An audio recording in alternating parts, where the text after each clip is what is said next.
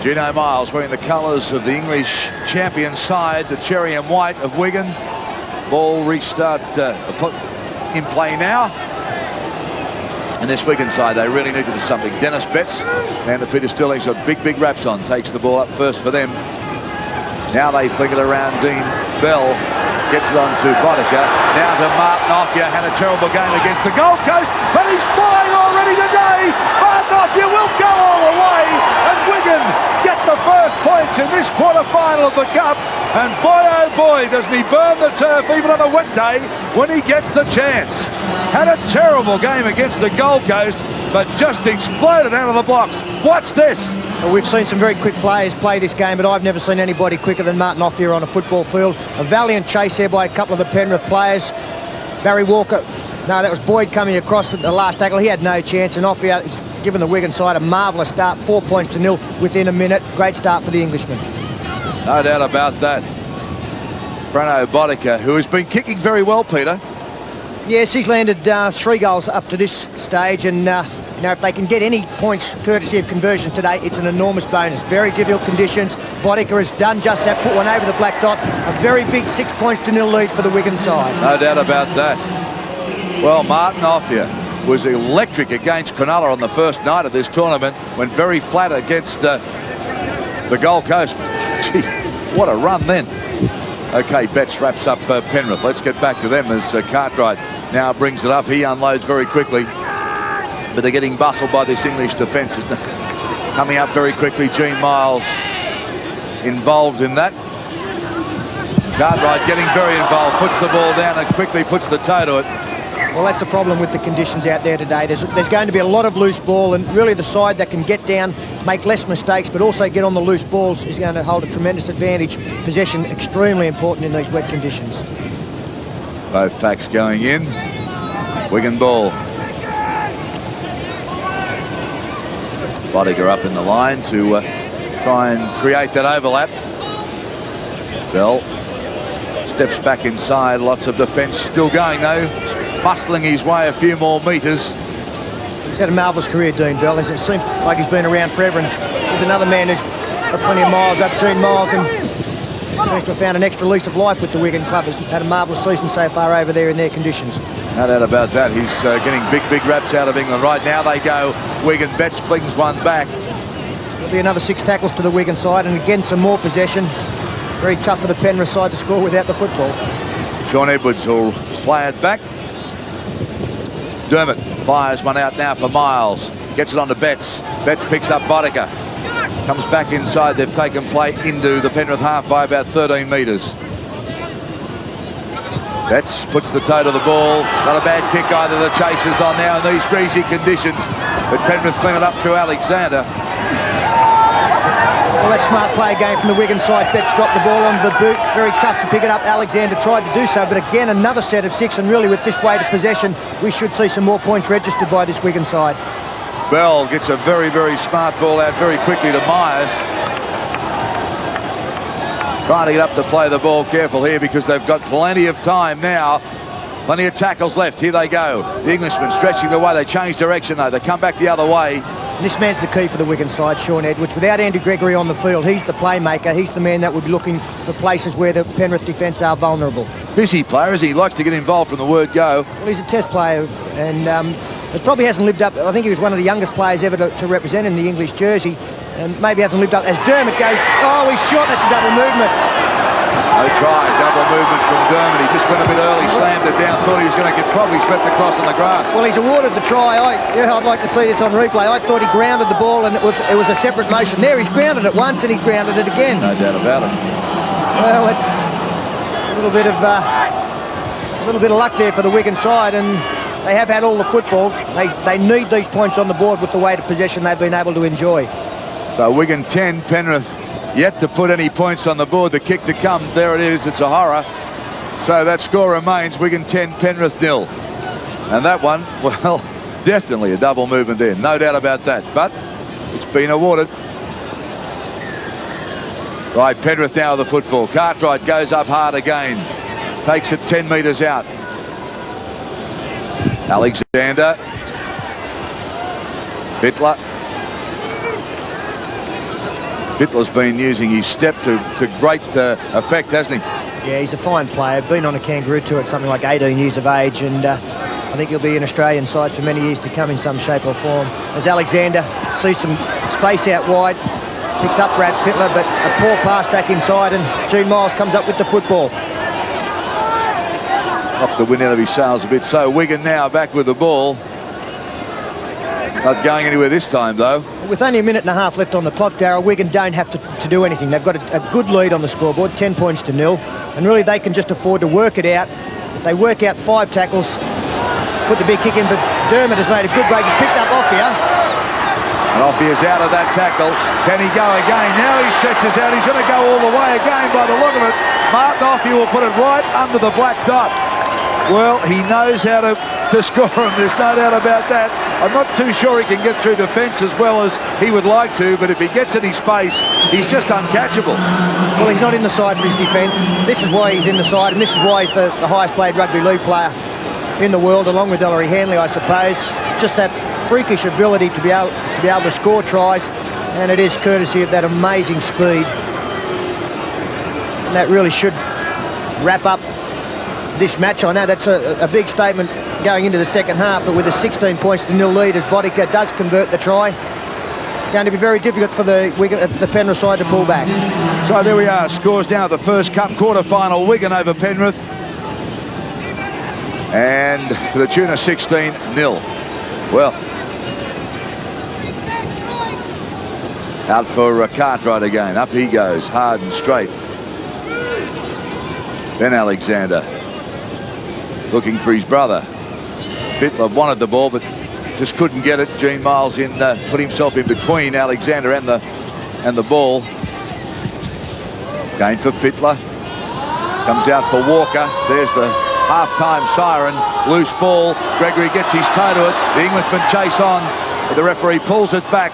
So the half-time... Now, it's been a penalty awarded here, Darryl. The Penrith side, he's ruled that the player was offside. Andy Gregory shakes his head. He doesn't agree with it. So they'll have one last chance this first half to register their first points. Okay. So Penrith going as much as they can. It'll take them just outside the 22. Run it, Darryl, or put the ball up in the air? They'll run it. There we go. Fittler. There's the kick. 30-0 kick. A good play there from the Wigan side. Bodica takes the tackle.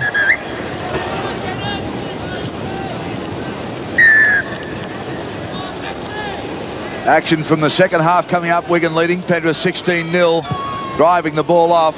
Pretty deep, Penrith. In these conditions, Peter, you've played here this morning. I mean, I can't believe the ground has drained as well as it has when you consider how much rain over 3 days we've had. Well, there is still a lot of water out there, Darryl, but with the amount of rain, the ground has held up remarkably well. You could do with flippers and scuba gear out there, but I thought it was an excellent first half performance by the Wigan side. They played very, very good wet weather football, which I suppose they are used to coming from where they do. Intercept then from the Englishman. Referee pulls it back, though. The scrum will pack midway between the quarter and the half. Penrith's end of the ground.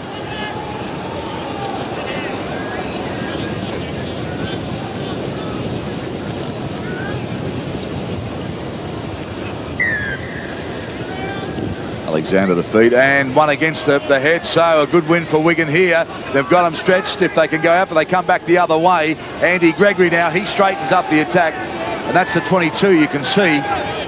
So again, they're in great attacking position, Pete. Yes, and they really don't have to score points, Darryl. They just waste time with the possession. Good stepping here from David Myers and a good support from Sean Edwards. They've got enough points on the scoreboard to win. They just have to keep their line intact. So Wigan just inside the 22. Over the head of Miles.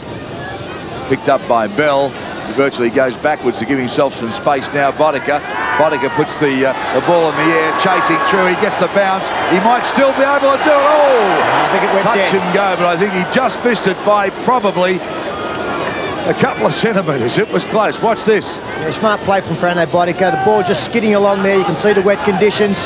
Very, very close, but the ball just over the line. Not much in that.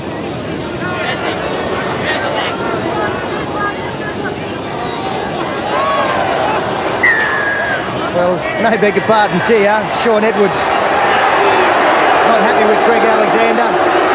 versa. But I think more of a smile on Shaun Edwards' face when he looks up at the scoreboard.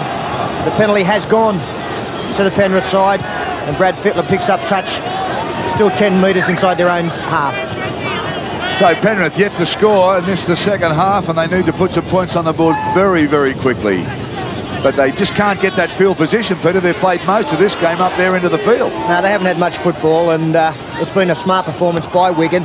Only 4.5 minutes left on the clock. I know Penrith have got some great attacking players, but very difficult to see them scoring enough points to go through into the semi-final. Penrith running out of tackles and needing some territory very quickly. Alexander now belts the ball downfield. Plenty of Penrith chasing coming on, but the Englishman should cover it up. Oh, no, they don't!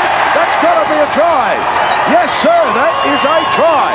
So a great chase. We said that chasers were coming through, and what a beauty. Yes, they took the odds to it. Greg Alexander certainly had plenty of pace there from the Penrith side, chasing with Alexander and Graham Lyons, who has scored a couple of tries already in this tournament. A bad bounce for David Mize, and Graham Lyons right on the spot. And that's the first points to the Penrith side. The conversion attempt unsuccessful, so still plenty to do, trailing 16 points to 4. Penrith on the board at 16-4. Dean Miles starts for Wigan, and again makes another valuable 10. Gregory puts his head down and burrows away and gets inside the 22. So in 2 plays, they've really made a lot of ground here, Wigan. He's like an extra forward, isn't he, Andy Gregory? A pocket back at battleship. Look at the size of the man. Very astute player, good ball player, and so is this man, Shaun Edwards. They've done a marvellous job out there this afternoon for the Wigan side. Boddicker stepping, looking to unload, long floater out.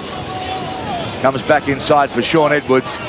All sorts of angles here for Andy Gregory, the little man we're talking about, and it opens up for him, and he's right under the post. Gee, they're virtually uncatchable here with only 2:41 on the clock to go and leading 20-4 with a kick to come. Yes, we spoke about running angles yesterday, and what it does is put the opposition in 2 minds. You see the Penrith defence at 6s and 7s there. The number 10, Brett Boyd, had no idea who was going to get the football. In the end, he got nobody. Boddicker out in front. Gets the points too, so 22-4. Wigan over Penrith, and this is the first Cup quarter-final.